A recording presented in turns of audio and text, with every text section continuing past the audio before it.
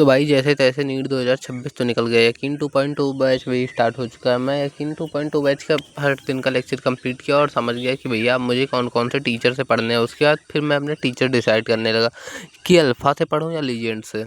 Alpha में कुछ teacher समझ में आया और लीजेंड में भी कुछ टीचर समझ में आया। अल्फ़ा में मुझे सुधांशु सर और विपिन सर समझ में आए हैं और सलीम सर भी अच्छे हैं भैया। सलीम सर से मैं पढ़ूंगा क्योंकि सलीम सर से पढ़ने के बाद कॉन्सेप्ट ज़्यादा क्लियर हो जाते हैं। एमआर सर को मैं पिछली बार चूज किया था जो फिर हवाबाजी में हो जाता है।